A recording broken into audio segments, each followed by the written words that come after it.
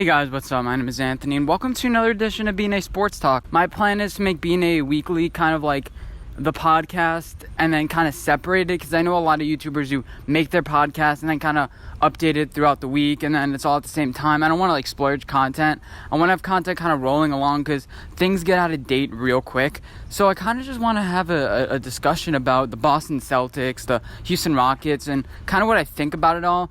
I said I would stop talking about NBA right away. I'd be like, oh yeah, after the finals, that's it, I'm done. That was my main point.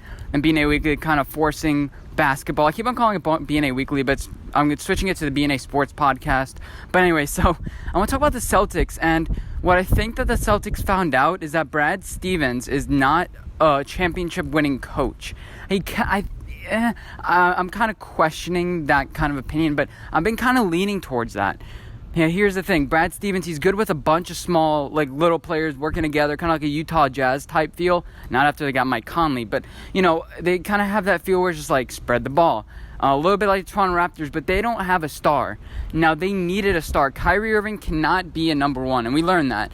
They were looking for Anthony Davis, and I think that the whole team just kind of realizes this team is falling apart. Jump off the ship before the ship explodes, kind of like LeVar Ball said about Lonzo Ball. I don't agree with that, but I kind of think that the Celtics, a lot of people realize this is not the team that we wanted, and we're a bunch of veterans right now. I think it could have worked. You have a bunch of veterans and things. They just needed one more piece, and they couldn't get the piece because we have all these developing stars, and they weren't patient enough. No, everyone in this world, I mentioned in my video, my BNA Weekly, or BNA Sports Podcast, nobody's patient. Nobody can wait for things to develop. Everyone wants to win a championship now. Everybody wants legacy now. Older players realize that, time's coming up, and then younger players don't really have the patience to start developing. It takes years and years. I mean, these guys are only 19. If you think about it, if you're in college basketball, there's a huge argument whether you go into the NBA or whether you stick 3 years. You're going to be a better finished product when you're, 3 years in. But, when you go to the NBA, it depends who you are. Sometimes it really does stunt your growth because you're playing with a bunch of players that are way, way better than you, so you never really fit in. You never really get the opportunity to succeed.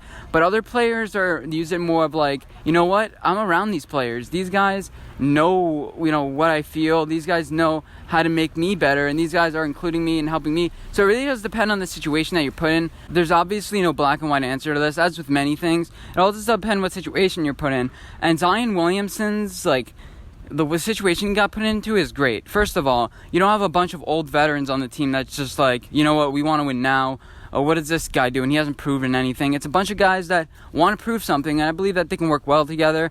And yeah, that's what you need. And then you start bringing veterans once people start proving themselves. And that's why you have so many assets now. That's why I say keep Lonzo Ball, develop him. Lonzo Ball is not going to stay there forever. He's Lonzo Ball, But once he starts developing, he'll go to New York City. He'll go to a Mecca. He's made, I think right now, he's made for a small town, but eventually he's going to be a big star. Los Angeles was a little bit too big for him with all these expectations. Your jersey's going to be up in the rafters without playing a single game. I remember when I first got to UF, we had this, I forgot what they call it. It's basically orientation. They had us in a big arena, and they start talking about all these things. They give us our tassel for graduation. They're like, yeah, keep on to this for 4 years. I'm like, what do you I hadn't even stepped a foot inside one classroom yet, and they're already giving us all these things, telling us to join this program, that program, the alumni association. I'm like, I hadn't even stepped a foot in one class, and I'm going to join the alumni association. I could just drop out right now and not spend a day in class. I guess it's just a way for them to get money. But anyway, back to the point. Zion is in a really good situation right now. You had I forgot their general manager, but he's out now. I think the Pelicans are playing this smart. They're going to be on the come up. They realize that they can't win really now. But, the Pelicans hadn't won for a while. They decided to blow things up. Be patient. Don't start rushing things. Don't try to win now. New Orleans is a football city, and the whole area, that southeast area, it's football. I live in Gainesville, so I'm part of that kind of. It's all football all the time. Basketball's a little part of it, but it's just football, baseball. That's mainly what these places. It's all college type things. New Orleans, it's new entering the market. So if you're able to develop all these players into something big, if you're able to develop Zion Williamson and kind of make him a hometown hero, that's going to be great. That's going to be great. Like, they're not made for stars. That's for New York. New York is made for stars. Now, I mentioned that in another episode of BNA Sports Podcast, but yeah, I mean, sports theory is just sports theory. I don't have to say that I mentioned it already. And yeah, so the Pelicans are in a pretty good spot. Now, I want to mention this Utah Jazz trade because your boy made some money. So the other day, I went to watch the NBA Finals with a couple of friends. It was nice. We saw the Raptors win. I was kind of playing devil's advocate and wanting the Warriors to win. I wanted to force Game 7 just to make it a little more interesting. And I don't mind the Raptors winning. But he goes, I'm really tired. I have class tomorrow. So you know what? I'm going to pay for you for an Uber to get home. I'm like, oh, that's great. So then I went into mybookie.com, not sponsored. And after a while, it takes forever to deposit money because I think you're scamming. But I bet $200 that Ja Morant would go to the Grizzlies at number 2. And I was right. And I got $4 back out of a $200 bet. And I'm going to pay that $4 to my friend. I was so nervous. I saw Grizzlies trade. I'm like, do not tell me they traded because there were rumors that the Pelicans were going to get the number 2 overall pick in RJ Barrett. I never believed that hype. As far as who's going to go number 3 to the Knicks, I think it's RJ Barrett. RJ is like the only place I want to play is New York. So New York obviously told him you're going to play here. I don't think he would have said that if he wasn't sure. I mean, his family is known for sports and things like that. His father's uncle, really athletes. They knew that he was going to go to New York 100% sure because the thing is, the Knicks just wanted to test out Garland, or Darius Garland, I think his name is. I think he's going to be a great player. But we'll see. As far as the Rockets, their situation, I said they need to be like the Raptors, but I don't think that's going to happen because they're too analytical. They cannot jump off the analytic. Daryl Morey has shown signs that, everyone's up for grabs. We can trade anybody. But Chris Paul said he wants the money. Chris Paul is in it for the money. He's in it for the notoriety. And that's why he wants to stay. He wants to stay to, he's like trying to change James Harden. It's like, what are you trying to do? James Harden's going to remain the way he is. I think James Harden's going to end up like Russell Westbrook, where it's just like nobody wants to play for him. Paul George to Westbrook is what Chris Paul is to James Harden. Kind of stick by his back. It was his fault. It wasn't really him. You're trying to change the guy, and the guy is never going to change. That's why the Thunder, if Russell Westbrook could change, the Thunder would be top 3 favorites this year. You look at their roster, and they would be top 3 favorites. But as far as Chris Paul, they're the only way I think they're going to trade Chris Paul is if it's like a 3-way trade. So you have a team that needs a player like the 76ers or, the Denver Nuggets. Now, his style of play, people don't love it. And what stats show is, you chuck up threes, you get more points. What it doesn't show is kind of like the deflation you get after you keep on chucking up threes and you keep on missing. It doesn't show like the being tired, just the wear and tear of just going up missing, the wear and tear of James Harden just going up and then putting his arms up like he just got shot. Stats don't take that into account. You can chuck up threes all you want. There's obviously some things that stats can't show, and you can't go all by stats. That's why teams don't go for 2 the entire time, even though you could just do the math. If you make 2-pointers a little more than half when you do 1-pointers, it could help you. But it doesn't show when you miss a 2-pointer and you come out with a touchdown, you have this long drive, you get a 6 points. It's kind of deflating, and in the end, does it make that big of a difference? I don't know. Does it make a difference in a really low-scoring game, a 13-3 battle? There's some high school teams that kind of just say, no matter what, we're going for it on 4th down. But does that work when it's, you're on the 2-yard line and it's 4th and 25? I'm not sure if it works. So the main problem is with a lot of these teams, they build their team around all these stats. So when they they go all in on the stats. So when they can't do it, let's say you have a bad punter, and so that's why you go for it on 4th. Sometimes you need to have one of those players that it's kind of just like, he's good enough that we can punt it. We're good enough so we can get some mid-range. Dedicating yourself to a completely all-in-one system doesn't work anymore, and that's the problem with it. And this is I also want to shift to this. Russell Westbrook, he's been playing the same way his entire career, and that's why sometimes injuries are good for you. Sometimes all it takes is an injury scare. It doesn't even have to be, you don't even have to be out for a year. Sometimes you do. Like Kevin Durant. He's going to have to adjust his style of play. Was it time for him to adjust his style of play? No, because he's one of the most lethal shooters. But Tom Brady got injured that one time, and he came back better than ever. Sometimes you just need a break, and if you're healthy, especially as an athlete, you want to keep on competing, and you don't really see the fall-off that you once did. Peyton Manning saw the fall-off that he had. And even though he came back, he started gunslinging it. Then he realized, I'm starting to get injured, starting to get old. He saw the writing on the wall. Sometimes all these players, they want to compete, 100% all the time, but sometimes it doesn't quite work out when a year after year you're playing good, and then, you start declining. You don't see that all of a sudden. That's why I think Matt LaFleur is good for Aaron Rodgers. That's why I think Russell Westbrook, I don't really trust him in the NBA Finals. I don't trust him in the NBA playoffs because he's used to playing one way. He thinks it's fun. He finds it fun when he wins a game, when he's spreading the ball around, and then he's like, you know what, I'm just going to play like the way I did. You go back to old habits after a while. Sometimes injuries are good for you when you want to take a year off, take a break, and then realize what you have. There's a certain character that goes, you know what, I'm not the same player that I used to be. And sometimes it takes an injury. So that's my opinion about that. Sometimes it takes an injury to realize how good or how bad you had it. And it kind of makes you reset, redevelop your career. And only a certain amount of players can actually do that. Is Kawhi Leonard going to the Knicks? I think this is a great place for him because you have that whole number 2 vibe, kind of like the Derek Jeter, kind of soft-spoken leader. New York, as much as you want to say we have stars, we have Alex Rodriguez, all these certain loud players, it really is a quiet town. When was the last time we had a vocal leader? We have Aaron Judge now. We had Matt Zuccarello, Jaromir Jagr as leaders. We're not that much of a loud sports city. We have, as much as you want to say that we're loud, we're great, we're doing this, we haven't really been loud. It's kind of been class guys. You have the Yankees, no facial hair, buttoned up. We're going to dress in shirt and ties. The Giants, class franchise, moved off Odell because they realized that he wasn't the team. The Knicks, never been that noisy, and when we have, it's kind of been to the detriment of us. So New York is kind of a quiet town. Kawhi Leonard, his favorite team was the Lakers.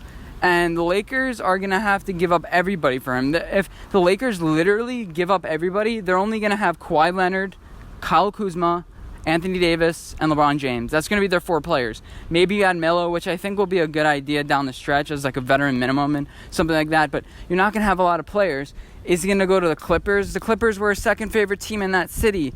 As much as you love Los Angeles, is he really going to join there? Or I'm hearing now more of the Raptors 1-1. That was my original prediction. He was going to be successful. I said they had a shot at winning the championship, and they did. And are you going to take a 1-1, kind of have a couple last rides with this guy? And I think Kawhi Leonard eventually, the best spot for him will be New York.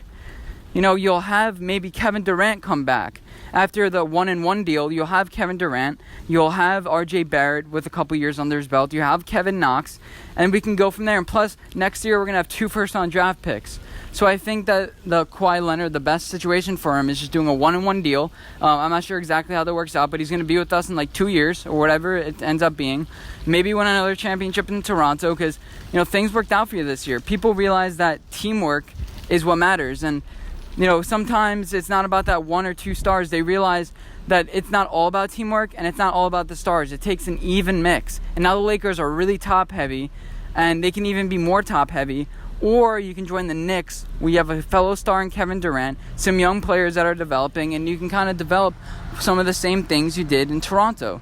And being a star of the Knicks and delivering a championship to them would be something unimaginable. And that could be something that happens, especially in the next couple of years.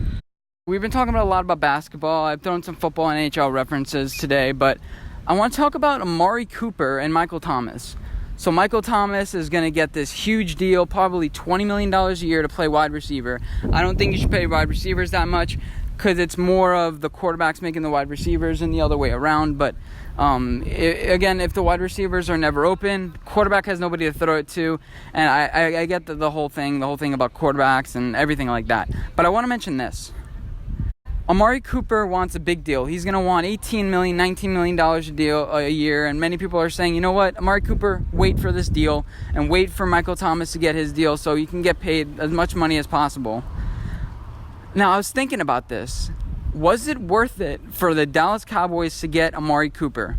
And the obvious answer for some people is yes. But what did they risk to, what did they give up for him, and what happened? So now, Amari Cooper, you gave up your first-round draft pick, and if you didn't get Amari Cooper, you wouldn't have made the playoffs, and you would have had a top 15 pick. You had your choice of all these wide receivers that you would have had to pay for 5 years down the line.